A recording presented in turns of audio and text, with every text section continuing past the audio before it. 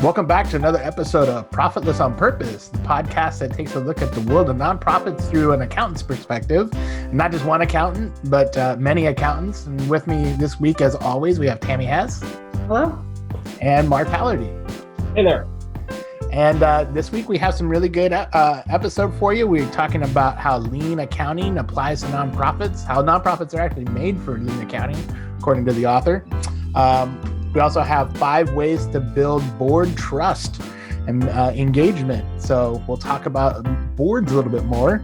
And then 6 skills that every nonprofit job seeker should have. We'll go through them, see if they missed any. And then we'll have a rousing discussion about everybody's favorite topic, budgets, and how they apply to your nonprofit. So Mark, without further ado, you got our first article for us? Hey, thanks, AJ. Yeah, the first article this week is by Lauren. I'm not going to try to pronounce that.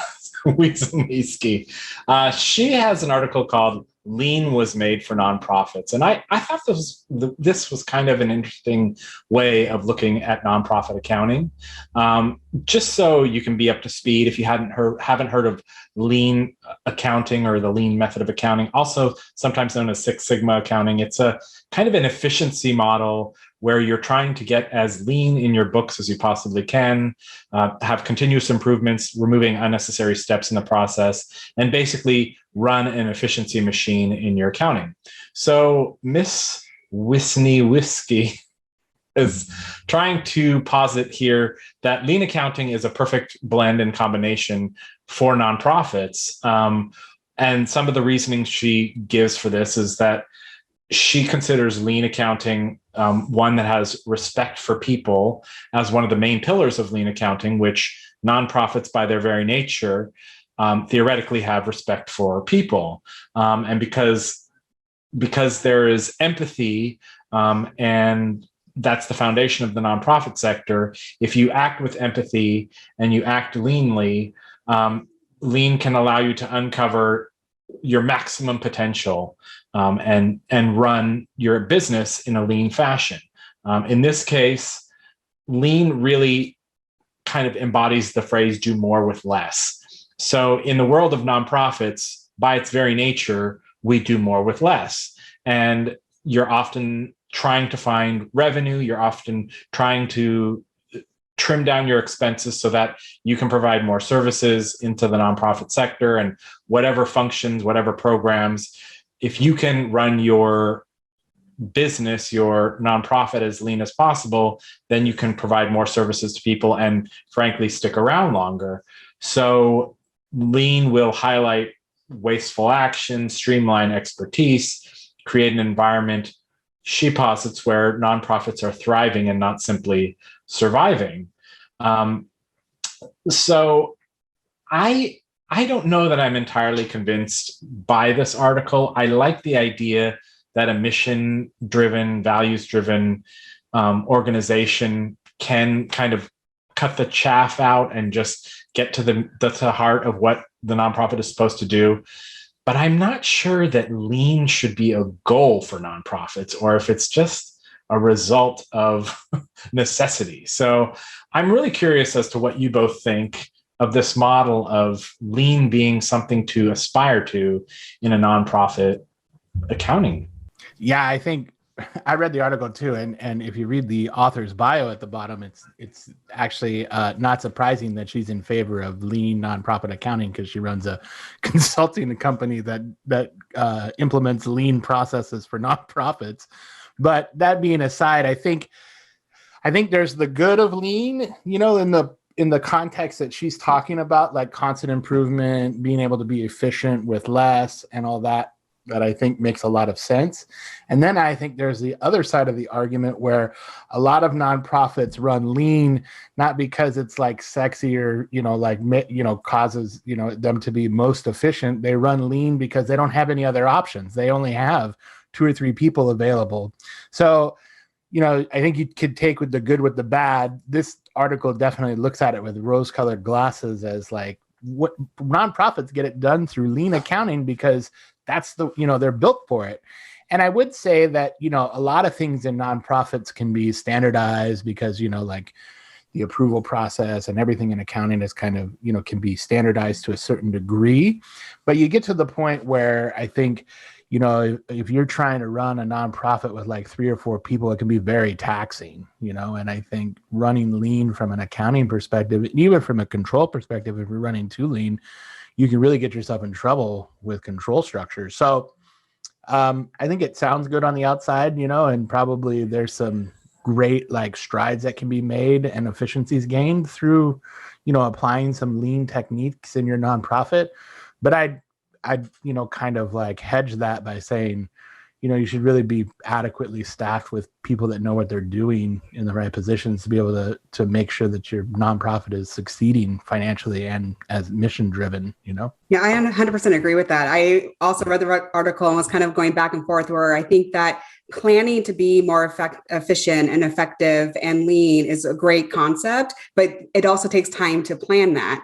Being forced to be lean because you don't have the resources and you're having to cut corners and become efficient because you're not necessarily be able to dedicate the time it takes to do something, that's lean, but that's not positive, in that sense. So I would probably, look at this and say, are there ways that you can build efficiencies? Are there ways that you can be more efficient and build a lean type of environment within an organization, but you're not doing it because you're forced to because you have limited resources, would be probably the best way to do it. Because sometimes when people are, being lean by force, then they're not being able to provide the adequate time to do the things the right way. And that could cause frustration and more, really upset morale in terms of that they aren't able to focus on the things that they want to, and they aren't feeling good about it being lean. They're feeling like it's a disservice to the organization because they can't have the support to thrive. Yeah, I think you're both right on. I think there's definitely a lot to be learned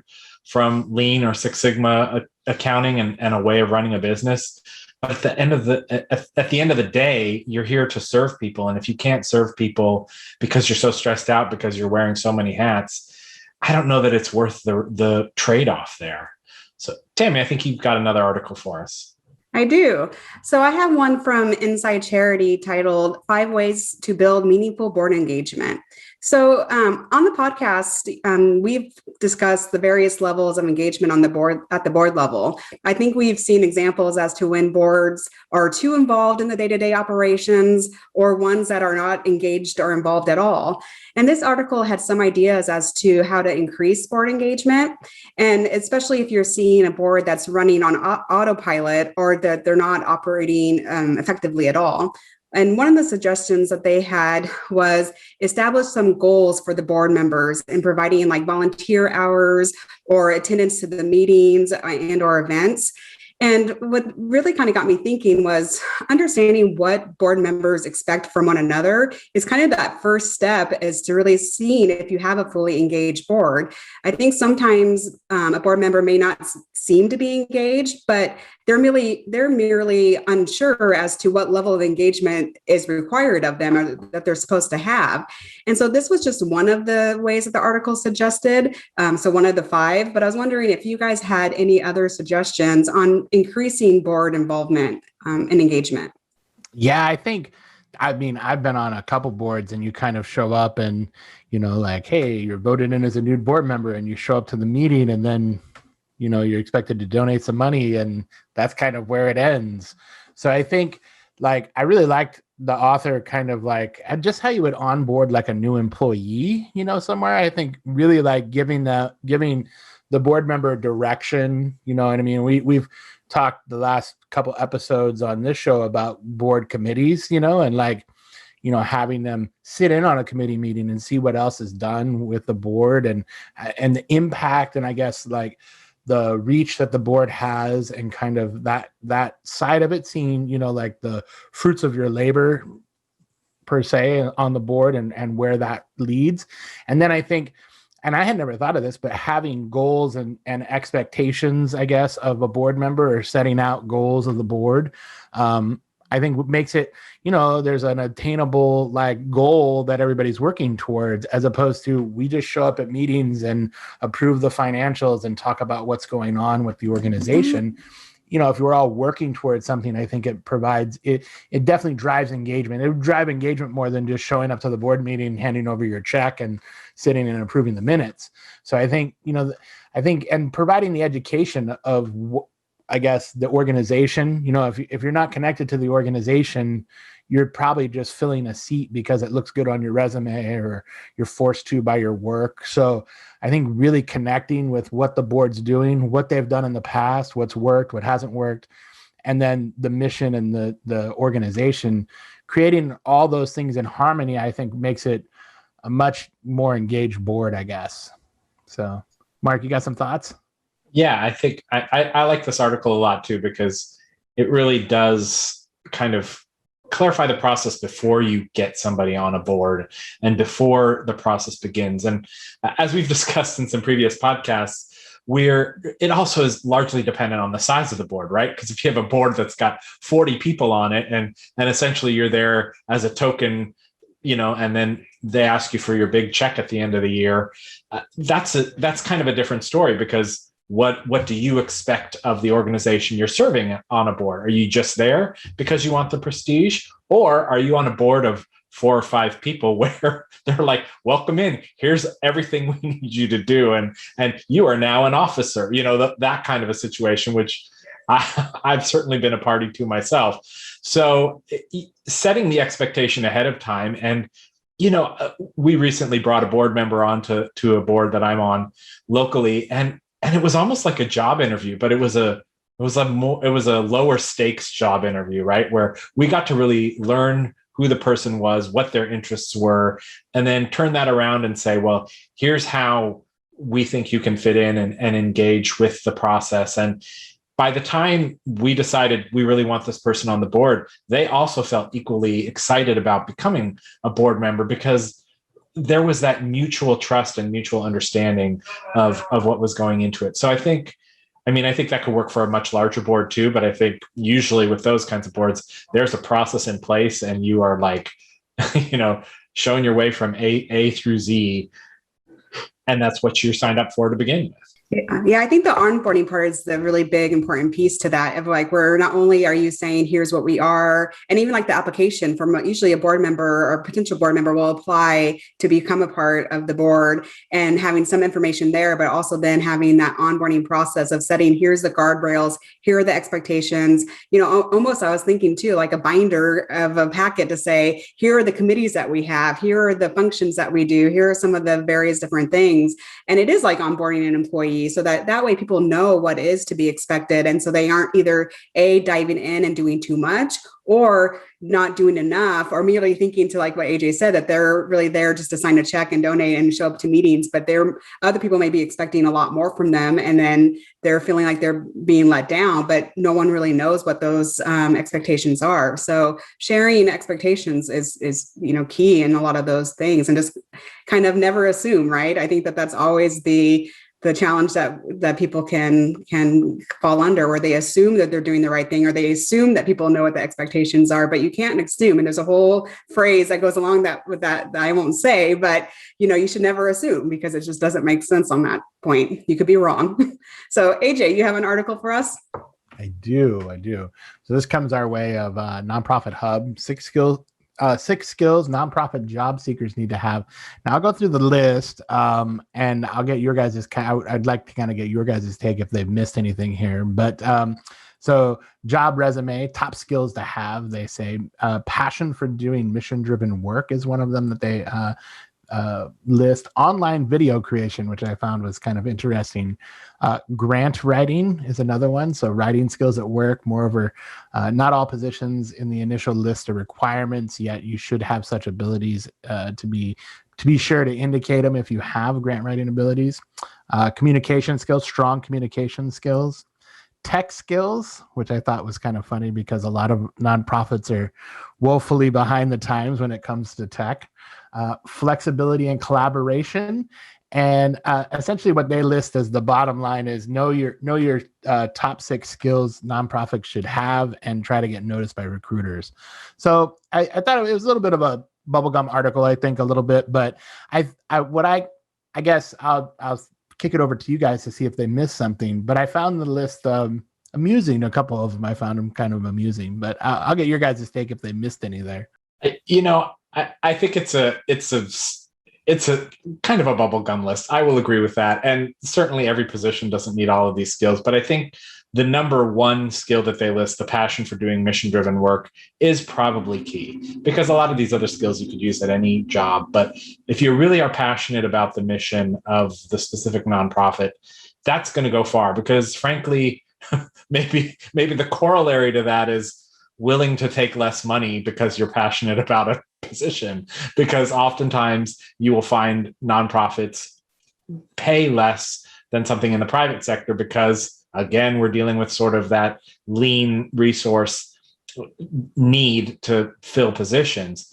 So I think if you move in such a way that you can really believe in what you're doing and you feel embraced by the organization, that's going to push you farther. I can't say that as an accountant I've ever needed to have online video creation skills in order to do my job, but maybe if I had some more, I would have been a more successful accountant. I don't know. What do you think, Tammy? Yeah, the online video one really got my attention on that as well. But I would say you're right. The number one is the having the real deep dive or drive for the mission and really connecting with the organization, and just be able to really believe that you want to work there, and that your skill sets, whatever they may be, or, especially if it is the video creation, that it is something that the organization needs, and why they need it, and why you're a great fit. I think the communication part is key. I think that's probably key in almost every position that you could be applying for in a nonprofit, or anywhere actually, but the communication is key. I'm not sure about the tech skills to AJ's point. I think that was an interesting one. But what I liked about it in a way, at least what it got to, for me, was, there's a lot of skills and a lot of things that one could have when they're thinking about applying and going for a job. And it is kind of thinking, where am I the strongest? If I'm the strongest at grant writing and I know that, how do I speak to that? How do I share that with the organization that I'm interviewing with, that is one of my great skill sets, and here's how I can help the organization through this particular skill set that I have.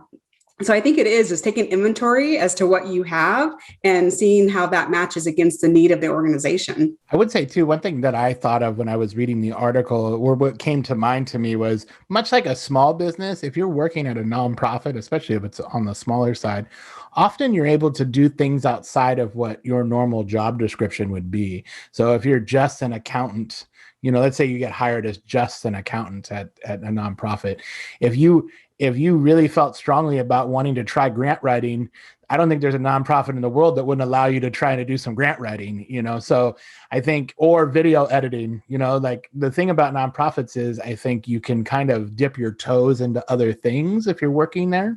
And I think it's probably one of the pluses. We always talk about the pay differential between a nonprofit and a for-profit, but a lot of these organizations are really bootstrappy, I guess, for lack of a better word. And you can really like spread out into a programmatic place if you wanted to, granted now you need your accounting work done, but it provides you maybe some leverage into different areas that you may not scratch that itch in a traditional like staff accountant at a CPA firm or staff accountant at like a local municipality. You're not going to be able to do video editing for the state, for instance. I don't know, maybe, but probably not. But so I thought it was interesting. Anyway, Mark, do you have our topic of the week? Yeah, I think this week we're going to kind of embark in a new territory that's going to take us through a few weeks. One of the pivotal aspects of accounting in the nonprofit sphere, and pretty much any accounting, is the budgeting process.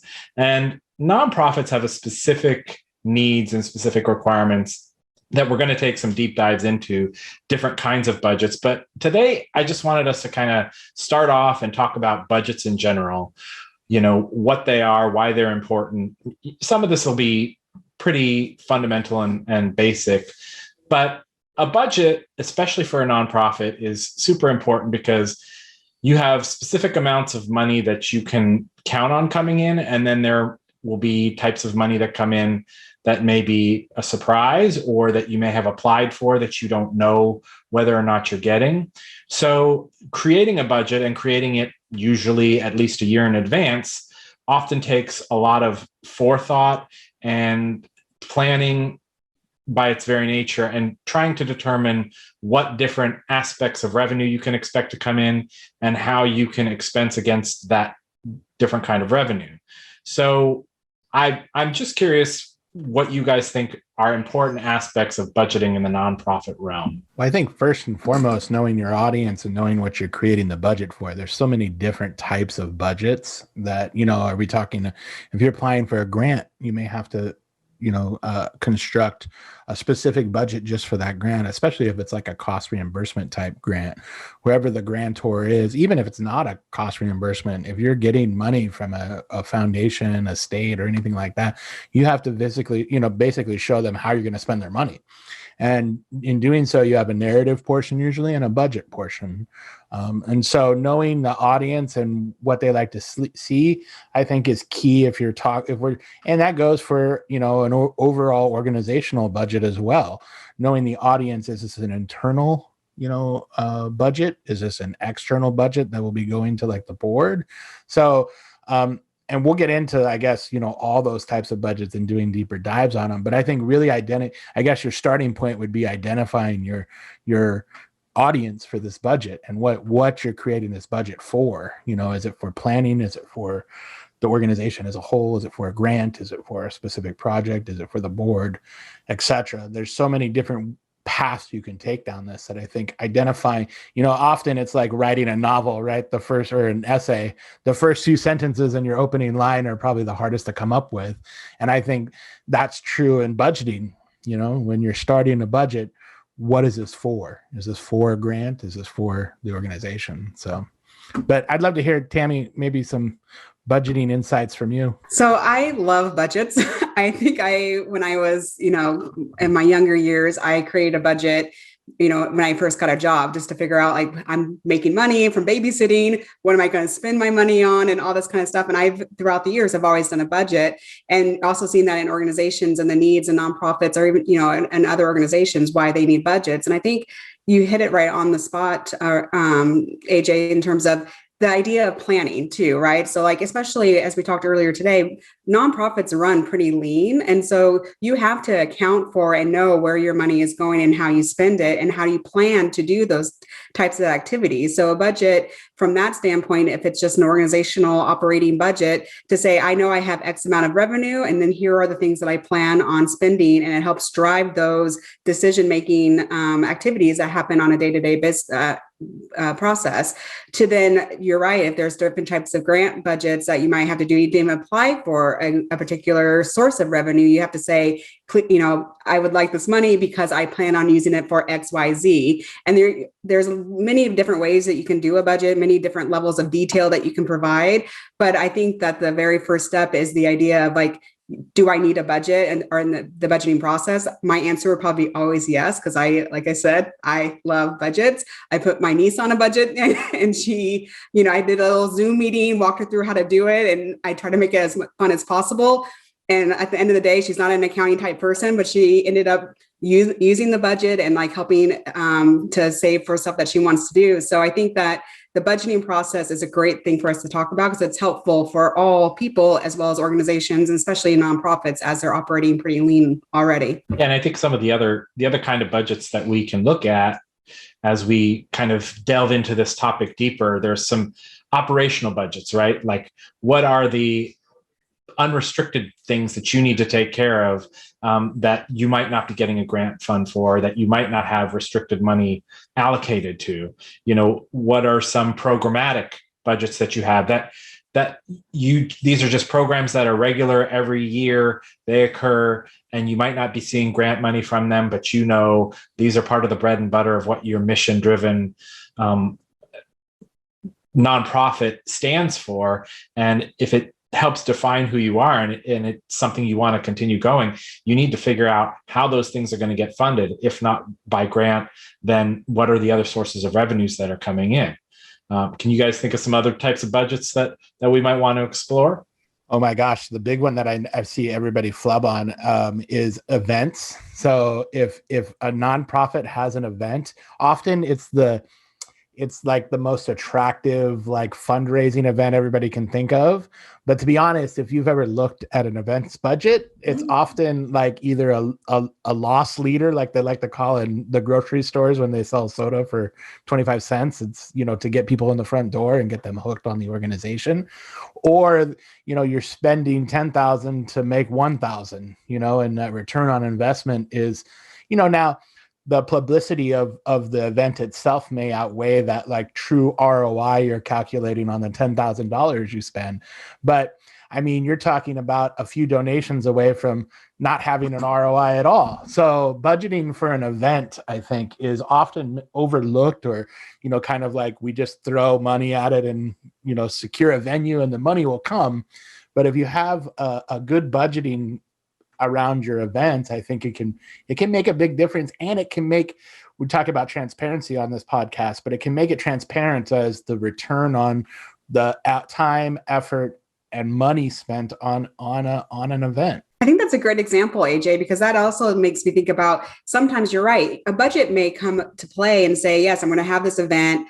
I know I'm not going to make a lot of money. In fact, it might cost me, X amount of dollars to even host the event, but the purpose of the event is to X, Y, Z. And that could be okay, but at least that going into it, and it sets that expectations.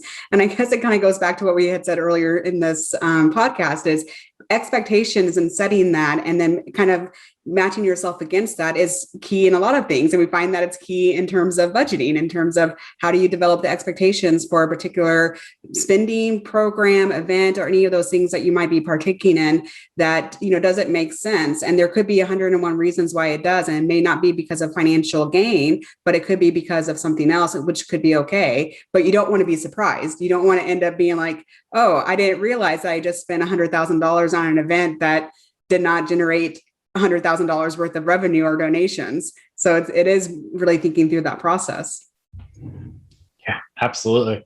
And I think another big budget that, speaking of big budgets, is the capital campaign budget, right? Because everybody wants to have a capital campaign and do something huge for their organization. But the budgeting and requirements of a capital campaign budget, we will delve into that deeper, but we're talking often multi-year, often 6 to 7 digit figures. So it's really important that you get a grasp on the basic type of budgeting before you can even embark on something huge like that. It's so true. And I've seen, really strong organizations budget for just a piece of like machinery. There was a street response team that needed like a van, and they put together a budget on how they were going to piece together enough money and be able to afford a van for a rapid response street team kind of situation. So, I mean, I think I guess we're accountants, right? So we probably advocate on the side of budgets more often than not, but I was wondering, can you guys think of a situation where maybe a budget isn't warranted or it might be going overboard? Well, I would say that, I mean, we'll probably get into the granularity of it, but sometimes people budget down to the penny and the nickel, and that's where it gets a little bit overkill. Like, you can talk in broad strokes and you can find a threshold of materiality where it's like, okay, we don't necessarily need to budget for every item under $100 or whatever that looks like for your organization. But that's where I've seen budgets sort of fall flat, because it gets so detailed that it ceases to actually give meaningful information, because you're looking at hundreds of variances on a profit and loss or something like that. So I think that's where the pitfalls can come in. And to add to that too, I think it's all understanding what the budget is for, because if I've seen the times where people have created a budget, got the budget done, check mark off, never looked at it again. And that could be problematic too, because one of the things that you can do with budgets, like when Mark talked about the variances, is to look at the variances and say, does that make sense? What do we need to pivot? Do we need to change our approach on certain things? Was this something that we should now really think about our costs going way up, and we have to figure out what that does to the organization? But to your point, it can't be a listing of 1,001 accounts all at the, $25 mark, but you need to look at something that is meaningful and that you are doing something with the budget, not that you just completed it because it was a required check mark somewhere, but that you're using it to help drive the business, the organization going forward. So I can't wait I love this topic, probably because I love budget so much, but I love this topic and going forward. So it's pretty exciting. All right. Well, that was a fun first step into our nerdy love of budgets. I think we're all in agreement here. So thank you everybody for joining us for another episode of Profitless on Purpose. We really appreciate you coming to listen to us today and watching us on YouTube. We appreciate your thumbs up or 5-star reviews. Obviously, you can leave a comment in the YouTube or send us a Twitter at ProfitlessPod. That's at ProfitlessPod. We'll look forward to seeing you again next week for another exciting edition of Profitless on Purpose. Thanks, everybody. Thank you.